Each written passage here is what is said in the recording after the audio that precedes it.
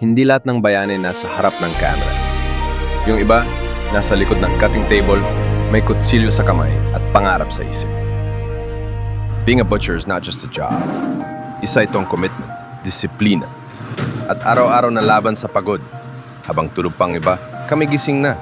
Malamig ang paligid, mabigat ang katawan, pero mas mabigat ang responsibilidad. Every cut has a purpose. Every slice, may kasamang sakripisyo. May dugo sa kamay, pero malinis ang intensyon. Magtrabaho ng marangal para sa pamilya.